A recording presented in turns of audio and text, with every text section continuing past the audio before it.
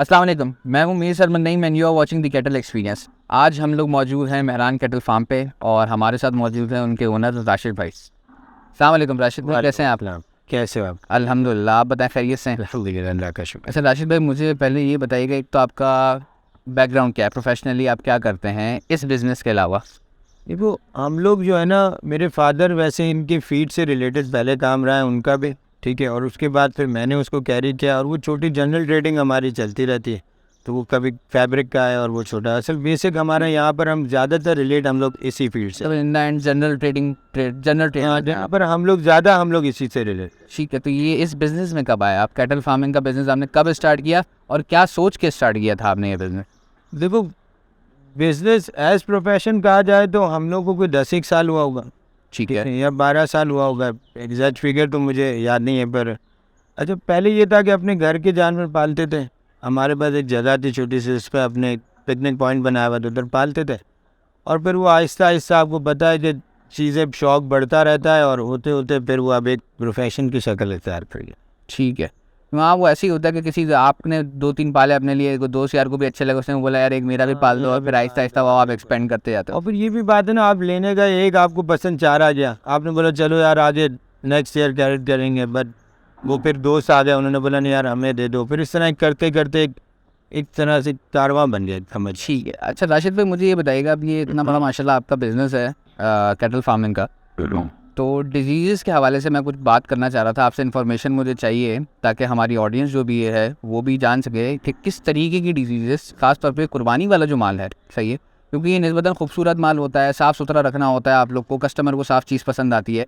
क्योंकि पिछले कुछ अरसे में लंपी स्किन डिजीज़ जो आई थी, पहले तो ये बताएं कि वो क्या थी, वायरल थी, क्या थी, और उसका क्योर कैसे था?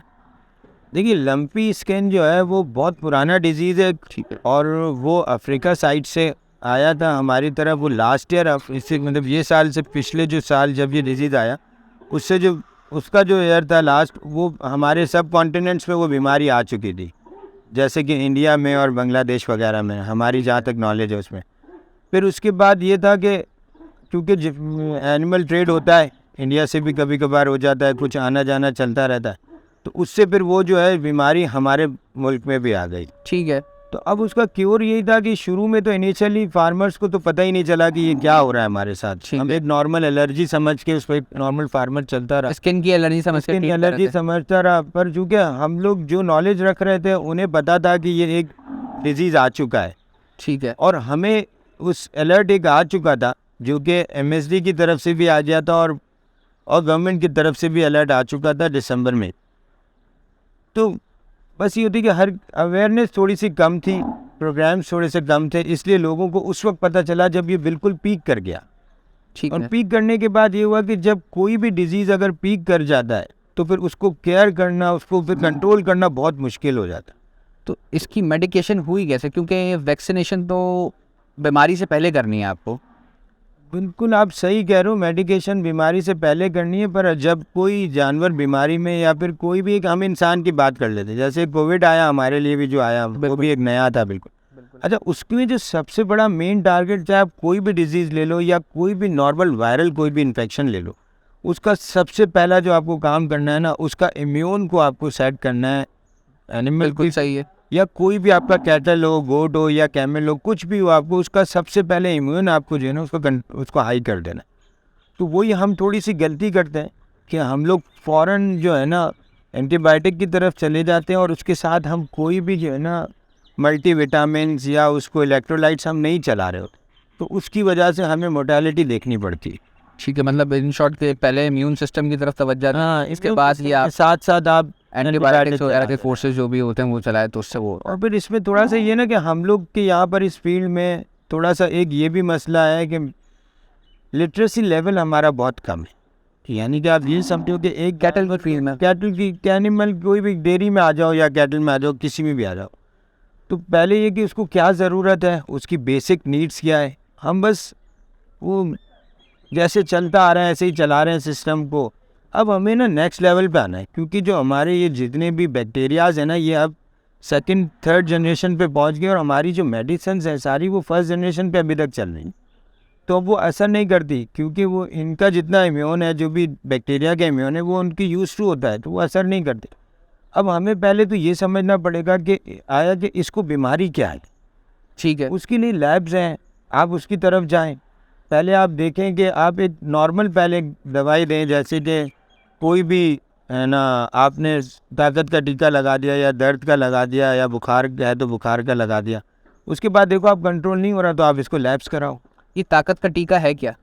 मतलब जिसमें आपको वाइटामिन्स हो, इलेक्ट्रोलाइट्स हो, ये सारी चीज़ों को देखें। देखिए आपने तो बड़ा माशाल्लाह अच्छा जवाब दिया, क्योंकि किसी के पूछा ताकत का टीका क्या है तो वो बस ताकत आ जाएगी इसमें भागने लग जाएगा जानवर। मतलब वाइटामिन देखो, इनके लिए हम हर इंसान या फिर जानवर का हार्मोन थोड़ा सा मिलता है, ठीक है। अंदर का जो इनका मेटाबॉलिक सिस्टम है वो थोड़ा सा डिफरेंट है।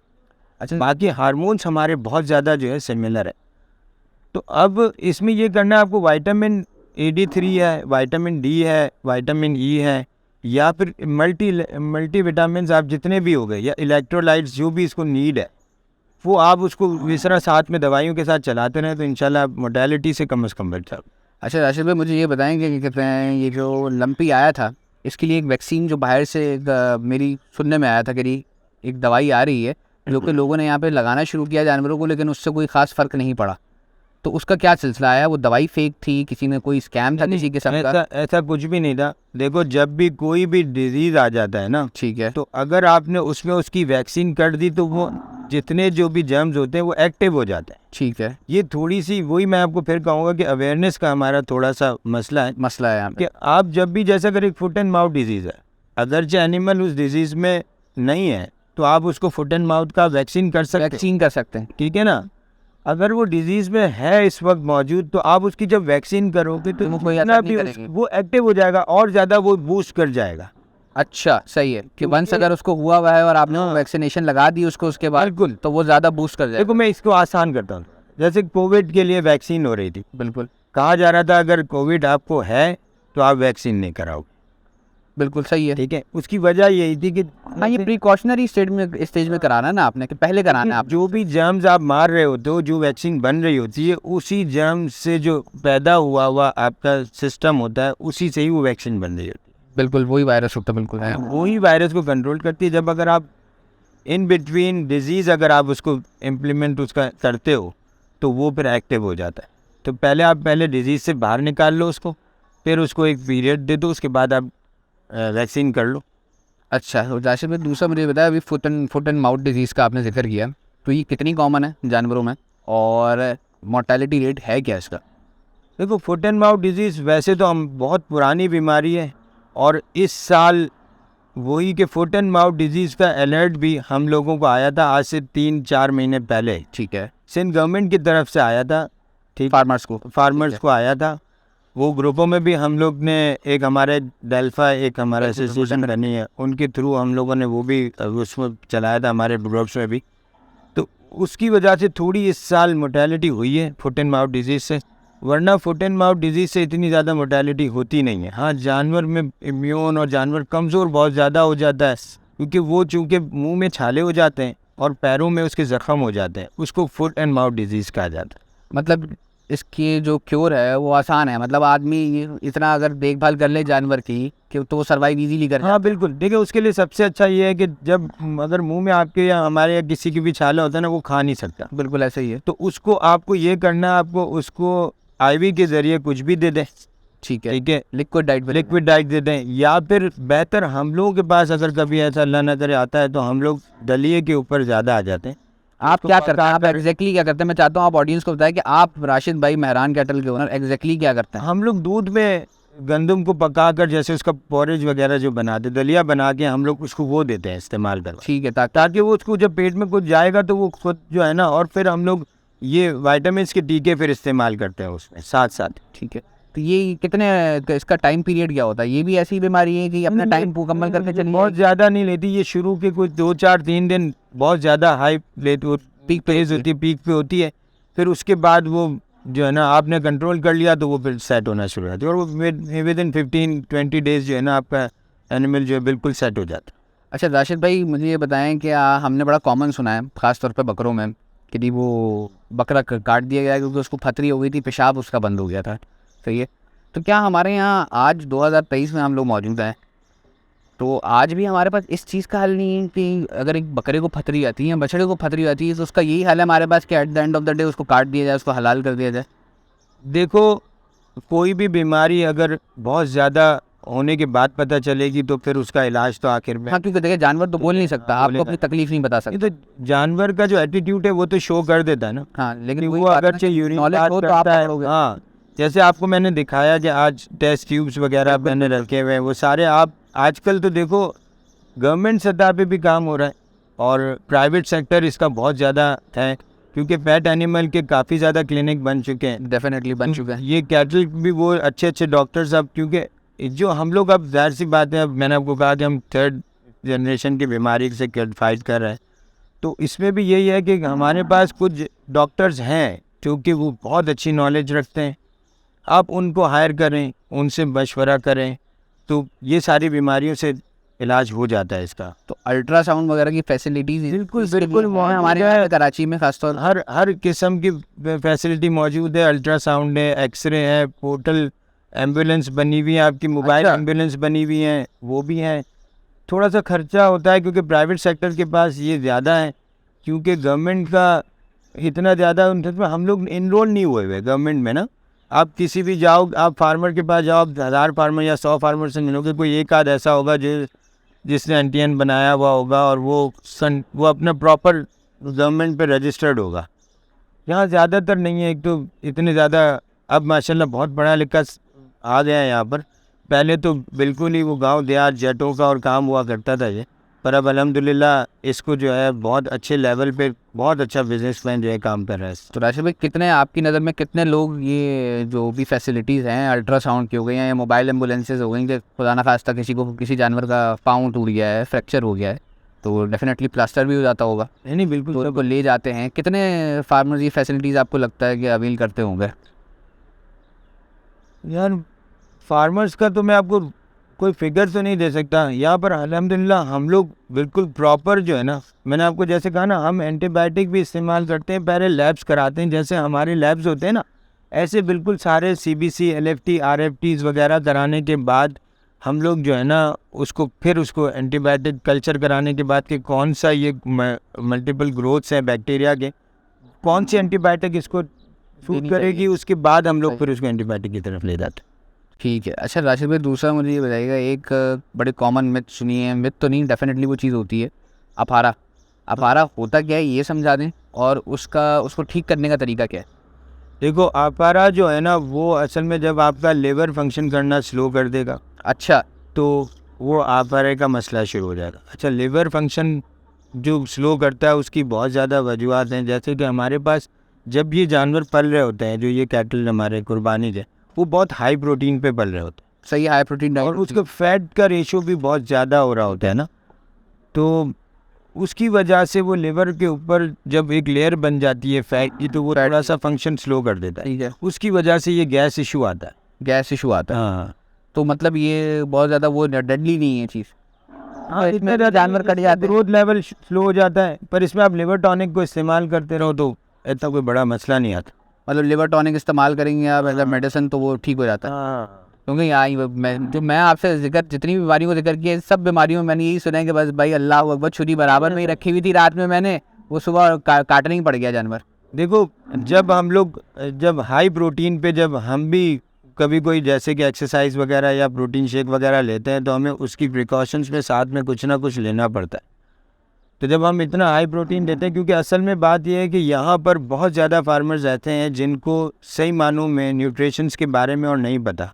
ठीक है, एक कैटल को या एक जो फैटनिंग एनिमल है उसको कितना क्या देना है, हम ज़्यादातर एक आसान सा हल देते हैं, बस दूध देते रहते हैं। In end of the day होता है फैट ही प्रोड्यूस कर रहा जब वो फैट प्रोड्यूस कर रहा होता है, जब जानवर कटता है तो उसमें सिर्फ और सिर्फ आपने भी देखा होगा वो फैट ही फैट होता है। है। बिल्कुल। अल्हम्दुलिल्लाह हम लोग जो काम कर रहे होते हैं, हम लोग टोटल प्रोटीन पे काम कर रहे होते हैं, और हमारी कोशिश ये होती है कि हम लोग मीट लेवल को ज़्यादा रखें निस्बत फैट से। ठीक है, तो जब हम ये करते हैं तो हमें उसके लिए फिर ये होता है कि उसकी डाइट के साथ हमें कोई ईस्ट या फिर वो मल्टीविटामिन्स के प्रीमिक्सेस आते हैं, हम साथ में वो चला रहे होते हैं, ताकि वो अंदर इनको जो है ना वो सिस्टम साथ में कंट्रोल करता रहे उसको। जैसे राशिद भाई, आखिरी चीज़ में मैं ये पूछना चाहूँगा कि एक और कॉमन टर्म है कि जी जानवर बंद हो गया, जिसको कहते हैं कि जी गोबर बंद हो गया उसका, ठीक है, उसमें भी जानवर कट जाते हैं। तो जैसे इंसानों में हो जाता है, लोगों को कॉन्स्टिपेशन के इश्यूज़ होते हैं, ठीक है, लेकिन उसमें वही है, लेग्जेटिव्स वगैरह आप देते हैं तो वो ईजीली रिजॉल्व हो जाता है। तो जानवरों में ये नहीं हो सकता? नहीं होता है बिल्कुल ऐसा ऐसा। तो यहाँ पे फिर क्यों इतना कॉमनली ये प्रैक्टिस क्यों नहीं है, कॉमन प्रैक्टिस क्यों नहीं है, क्यों नहीं चलती है? मेरे ख्याल से मैं नहीं समझता कि अपारे की वजह से या फिर ये जो जितना भी ऐसा प्रॉब्लम आता है उसकी वजह से कोई जानवर की मोर्टेलिटी होती है, ऐसा मैं सुना तो है डेफिनेटली। हाँ सुना है, पर वो अब यही उसका, मैंने यही कहा ना कि असल उसका मेन फंक्शन है लिवर का, ठीक है, आप उसको कंट्रोल रखो तो ये सारी बीमारियों से आप जान छुड़वा लोगे। आता ही नहीं है मसला। हाँ, ये मसला नहीं आता मुंह में। अच्छा राशिद भाई, इससे पहले आपने मुझे बोला कि आप लोग जो यहाँ पे कोशिश करते हैं कि जो फीड में प्रोटीन डाइट ज़्यादा इस्तेमाल करें, जिसकी वजह से मीट का रेशो उसमें ज़्यादा निकले कुछ कटने के बाद, ठीक है, तो उस प्रोटीन डाइट में क्या क्या वो चीज़ें हैं, तो अगर आप मुझे बता सकें बारी बारी कि क्या क्या चीज़ों का इस्तेमाल करते हैं? देखो उसकी इंग्रेडिएंट तो मैं इतनी ज़्यादा, क्योंकि बहुत लंबा हो जाएगा उसको, ठीक है। वो तो मैं नहीं बता पाऊँगा। बस ये है कि आजकल मैंने जैसे हम इनके जो ब्लड टेस्ट कराते हैं तो आपके फीड के भी टेस्ट हो जाता है। ठीक है। दो तीन चीज़ों का हमें बहुत ज़्यादा इनिशियली केयर करना है। एक सबसे पहले आपका जो पानी जो आप इस्तेमाल कर रहे हो माल को, वो देखो पहले तो आपकी पानी की होदियाँ आपने देखा होगा मेरे पास यहाँ बिल्कुल क्लीन होती है, सब कुछ होता है। वो ऊपर से पानी का TDS और आप पानी का, ये तो पानी का जो टेस्ट है वो एक नॉर्मल आप कहीं पे भी जाके करा सकते हो, ठीक है। ठीक है ना, आगा खान में भी हो जाता है और बहुत सारे लैब्स हैं वहाँ पे हो जाता है। तो आप उसमें ये देख लो कोई बैक्टीरियल ग्रोथ तो नहीं है।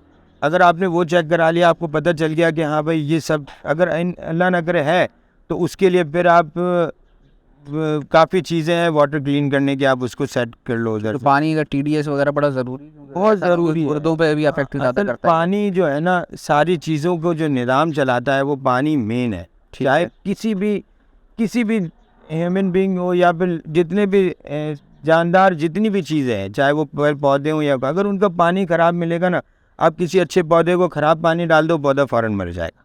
बिल्कुल ऐसा ही है। इसीलिए सबसे पहले तो आप पानी देखो आपका क्या है, उसके बाद आप जो वंडा उसको खिला रहे हो उसको आप एक लैब करा लो कि एफ्लाटॉक्सिन एक आता है, हमारी टॉक्सिसिटी होती है, क्योंकि ये जानवर बाय प्रोडक्ट्स से अपने आप को मेन कर रहे होते हैं ना। बाय प्रोडक्ट्स वो प्रोडक्ट्स होते हैं जो कि वेस्टेज प्रोडक्ट्स होते हैं, जैसे कि सेकेंडरी प्रोडक्ट्स हैं वो, हाँ, ठीक है। आटा निकलता है, उससे जो गंदम होती है, गंदम का जो छिलका होता है, व्हीट ब्रान, वो आपका मेन प्रोडक्ट चोकर बन जाता है। ठीक है।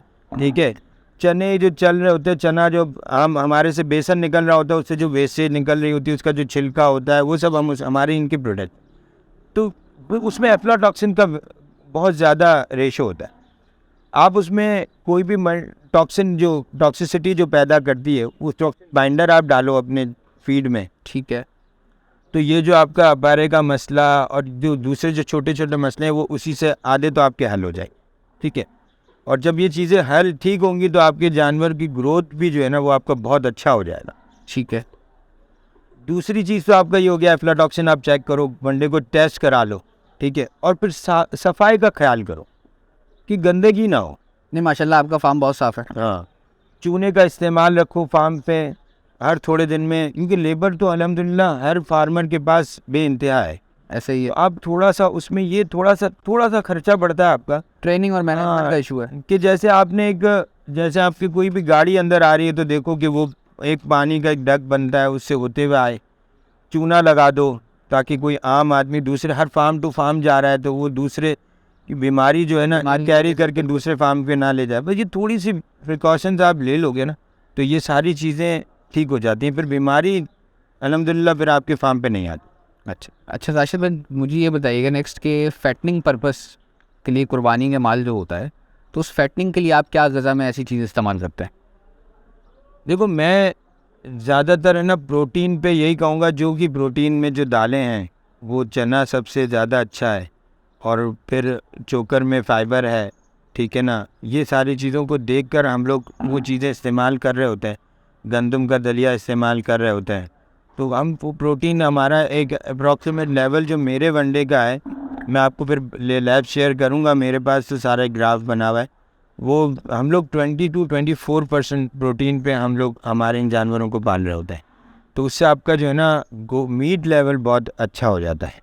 तो अंदाज़न इनका डेली बेसिस पे एक जानवर का वेट कितना गेन होता है? यार ये डिपेंड करता है नस्ल के ऊपर और आप कितना उसको इनटेक दे रहे हो। ठीक है। ठीक है ना। अभी हमारी बात हो रही थी, आपने कहा 10 किलो एवरेज खा लेता है बंदा एक जानवर। हाँ ड्राई है, जैसे कि उसमें ग्रीन ग्रास और वो ना हो, क्या बोलते हैं, गंदम का जो होता है वो, तो 10 किलो नॉर्मली एक जानवर एवरेज खा लेता है। नॉर्मल जानवर, छोटा होगा तो वो कम खाएगा, बड़ा होगा तो वो ज़्यादा खाएगा। इतना इंटेक होना चाहिए। और उसका आप ये देखो कि जितना भी आप खिला रहे हो ना, उसका 20 to 30% उसको मिलना चाहिए, मीट बढ़ना चाहिए उसका। ठीक है। अच्छा, हमारे पास अल्हम्दुलिल्लाह कुछ ऐसे भी हैं एनिमल्स हैं जो कि दिन का 1 किलो भी बढ़ा जाते हैं।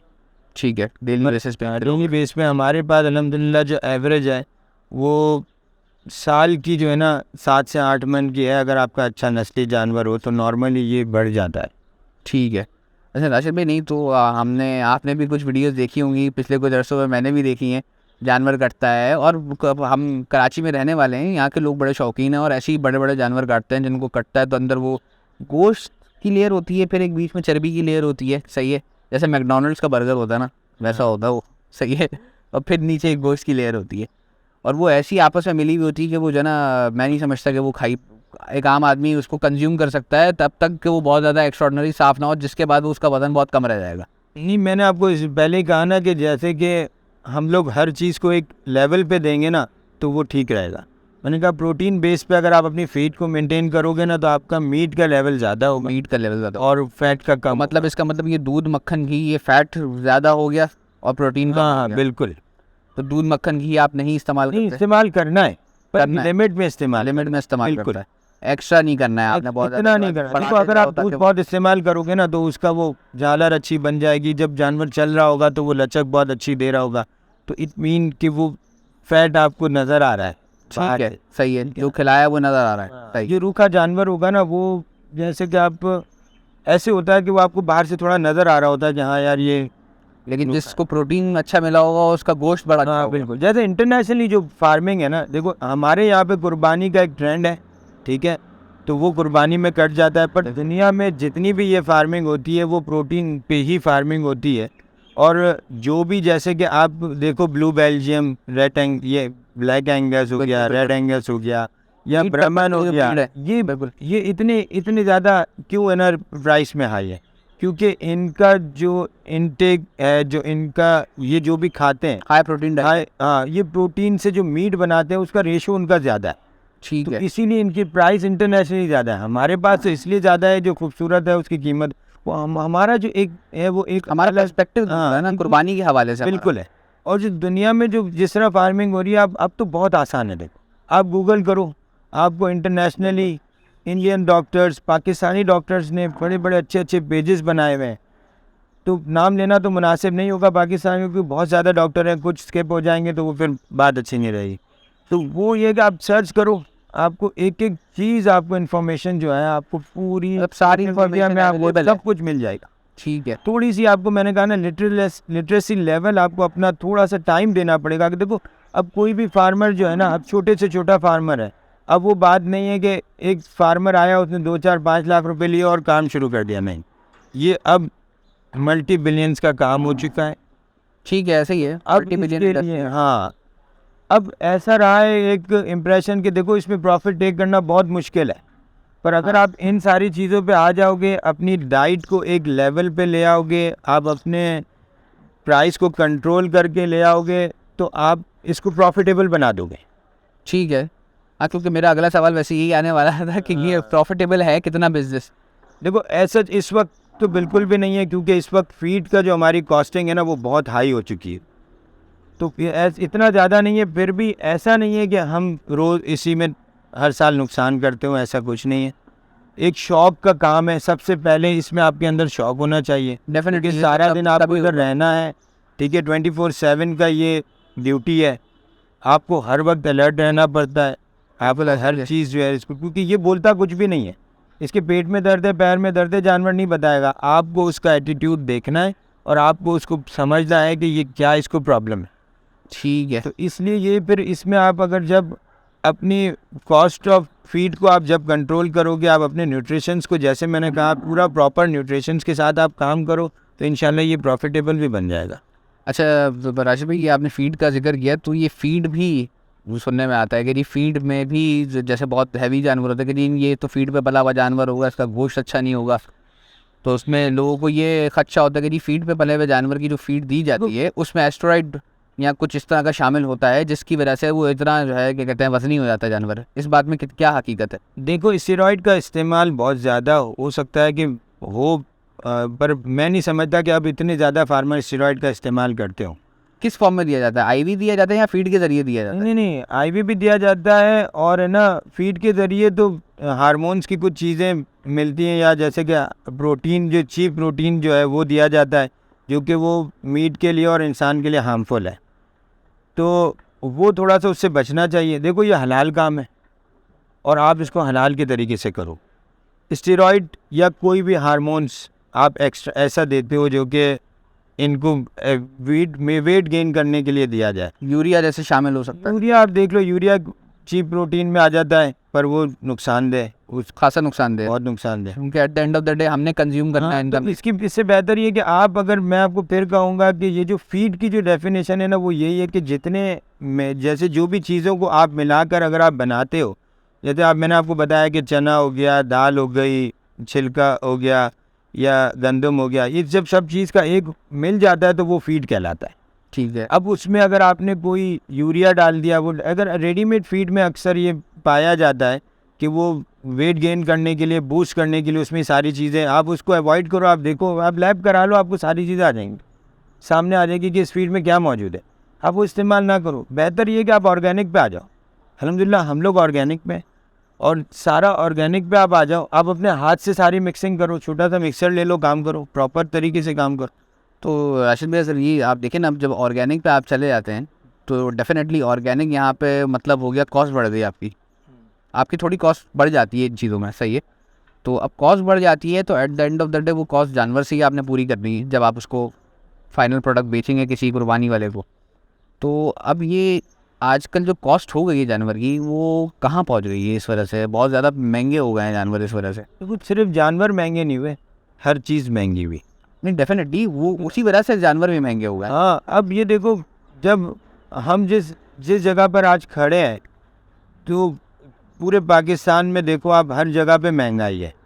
तो अब इसका मतलब ये तो नहीं है कि हम कोई क्वालिटी पे कॉम्प्रोमाइज़ कर लें। हाँ डेफिनेटली, ठीक है ना। मेरा मकसद ये था कि आप इस इंडस्ट्री को कहाँ जाते हुए देख रहे हैं as per the economic situation, जहाँ प्राइजेज इतनी हाइक कर गई हैं कि आप डेफिनेटली देखें बिज़नेस करने में तकलीफ़ तो आती होगी, सही है, क्योंकि हर एक बिज़नेस का एक कैश फ्लो होता है मखसूस, सही है। आप जाहिर सी बात है फिर वापस आप कैपिटल इनपुट तो नहीं कर सकते बार बार। तो उसका क्या आप क्या देख रहे हैं फ्यूचर, क्या फोर्सी क्या कर रहे हैं? आपकी ये इंडस्ट्री कहाँ जा रही है? स्टेबल रहेगी या बहुत ज़्यादा अनस्टेबल तो रहेगी? कैटल का तो शौकीन का काम है, ठीक है, कुर्बानी लवर्स का काम है। बस एक यूँ कहूँगा कि इस इंडस्ट्री को अल्लाह उंगली अपनी पकड़ाते चला रहा है, तो ये चल रही है। वरना प्रेडिक्शन तो आज से कई साल पहले ही थी कि ये ख़त्म हो जाएगी। इसी तरह डेयरी सेक्टर जो है हमारा, वो भी बड़ा, मैं उसको ये कहूँगा कि वो वेंटिलेटर पे।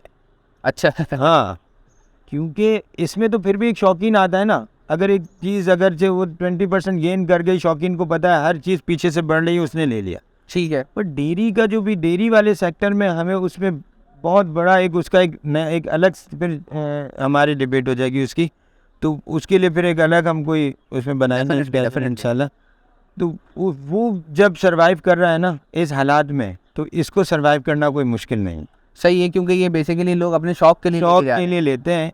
और फिर अल्हम्दुलिल्लाह, स्पेशली पूरे पाकिस्तान में या पूरे वर्ल्ड में कहा जाए तो कराची एक मेन ऐसी जगह है जहाँ पे एक्सट्रीम का शौकीन है।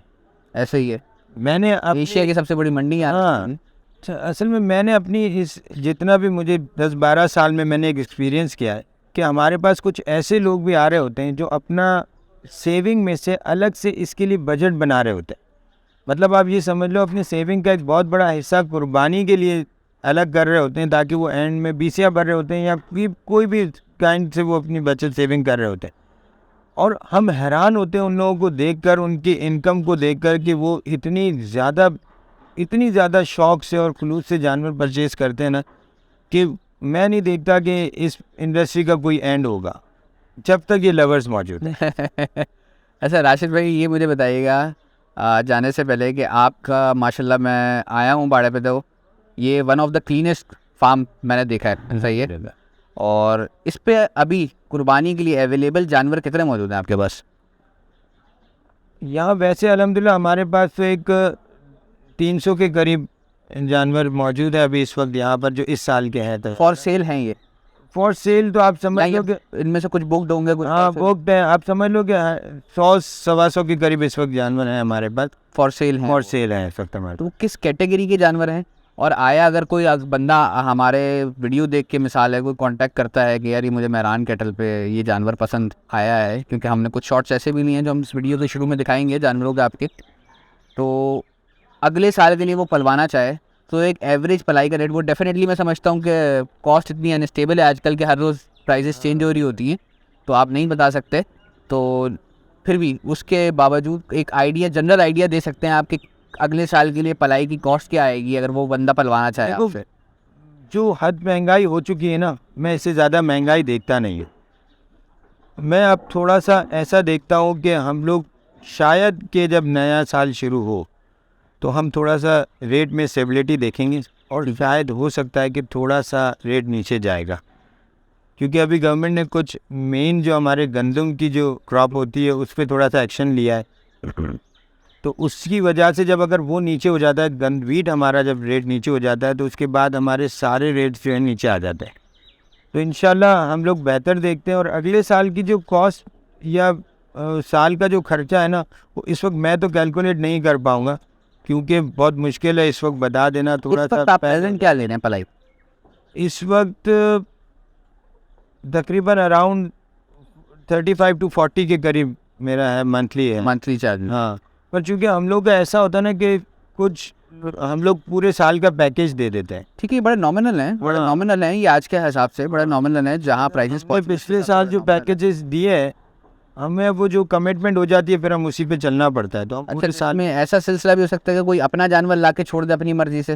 हाँ, जैसे देखो ये काम है शौक का, हम किसी को कोई बाउंड नहीं करेंगे, आप आओ हमसे ही खरीदो और हमारे पास ही पलाई पे दो लेंगे, वरना नहीं। तो ये जो ऐसा नहीं, पलाई के आप चार्जेस ले रहे हैं, इसमें मेडिकेशन वगैरह सब शामिल है? कंप्लीट पैकेज बना के हम दे देते हैं। क्या साल के आप इतने साल इतने महीनों के इतने दे दीजिएगा, लमसम अमाउंट दे दीजिएगा, ठीक है, वो उसमें सारी चीज़ें शामिल हो जाती हैं। तो मंडी आ रहे हैं इस बार फिर आप? यार मंडी का अल्हम्दुलिल्लाह मैं यहीं से, मेरा जो है ना, अच्छा, क्लाइंट पेज ऐसी है जो मेरी यहीं से सेल हो जाता है ना, तो मैं मेरे ख्याल से कोई 10-12 साल में 3 दफ़ा ही मंडी गया हूँ। तो अच्छा, हाँ, मुझे अल्हम्दुलिल्लाह जाने की ज़रूरत नहीं पड़ती, कि मेरा एक बहुत अच्छी फैमिली बनी हुई है क्लाइंट्स की भी ना, तो वो जो है ना वो अल्हम्दुलिल्लाह हमें ज़्यादा प्रेफर करता है, और हम रेट को भी इतना ज़्यादा नॉर्मल रखते हैं कि हम इसमें कोई जो है ना इतनी जो है में मंडी ज़रूरत नहीं, मतलब आप से बाहर चीज़ें वो नहीं है, बातें नहीं हो। हाँ नहीं राशिद भाई, बहुत मज़ा आया यार आपसे मिलके, और ख़ास तौर पे ये जान के कि आप जैसा बंदा है अभी भी मौजूद है इंडस्ट्री में, जिसको इतनी नॉलेज है ख़ास तौर पे डिजीज़ के हवाले से, और जितना भी क्या कहते हैं जानवर का सब आगे पीछे जो भी देखना होता है कि यार जानवर का चाल कैसी हो रही है, तो क्योंकि जानवर तो इन द एंड बोल नहीं सकता, तकलीफ़ आपने पकड़नी है उसकी चाल देख के। तो बहुत मज़ा आया इंशाल्लाह। इतना कहूँगा कि ये कोई बहुत बड़ा कोई रॉकेट साइंस नहीं है। नहीं, मेरी नज़र में तो है जी ये बस, और अब तो बहुत आसान हो गया ना। आप जैसे अब इतना फार्मर इस वक्त इन हो रहा है, इतना ज़्यादा इस इंडस्ट्री में लोग आ रहे हैं, आए, वेलकम है, अच्छा है, जितने लोग होंगे इतना शौक होगा, इतनी चीज़ें होंगी, अच्छा होगा, हमारे लिए भी अच्छा है, बहुत हेल्दी एक तरह से हम लोग का कंपटीशन अच्छा रहता है। ये एक तरह से मैं यही कहूँगा कि डेल्फा का भी स्लोगन है, हेल्दी कंपटीशन करो, एक दूसरे से मोहब्बत में रहो, बट थोड़ी सी अवेयरनेस के साथ आओ, क्योंकि ये जब जानवर बीमारी बनाता नहीं है ना, तो ये इसकी जिम्मेदारी आपके ऊपर बहुत ज़्यादा होती है, तो आप उसको सीखें पहले, उसके बाद इस फार्मिंग इंडस्ट्री में आओ तो बहुत अच्छा रहेगा। ठीक है, वैसे भाई इंशाल्लाह फिर कोशिश करेंगे आपसे मुलाकात करने की, ऑन कैमरा नहीं तो ऑफ कैमरा सही, इंशाल्लाह, और फिर चक्कर लाएंगे आपके बाड़े पे। Thank you. जो कोई भी भाई राशिद भाई से जानवर लेना चाहता है, नंबर स्क्रीन पर डिस्प्ले हो रहा है, राशिद भाई को कांटेक्ट करके तंग करें भाई, आने ज़रूर दीजिएगा, और बाड़े पे किसी को मना मत कीजिएगा। हमारा गेट जो है हम पूरा साल ओपन होता है, ऐसा कुछ भी नहीं है कि हम कोई स्ट्रिक्टनेस करते हो। हाँ, सिर्फ ये होता है कि प्री इन्फॉर्मेशन इसलिए हम ले लेते हैं ताकि क्योंकि कोई तंग करने वाला ज़्यादा ना आए या फिर कोई दूसरी बात ना हो जाए। चलें ये देखते हैं, लोग कांटेक्ट करेंगे तो ये तो पता चलेगा आप तंग हुए हैं, आपने नहीं, तंग हम नहीं होते, तंग किसी से भी, और बाकी इंशाल्लाह फिर आप लोगों से अगले एपिसोड में मुलाकात होगी। तब तक के लिए अल्लाह हाफिज़।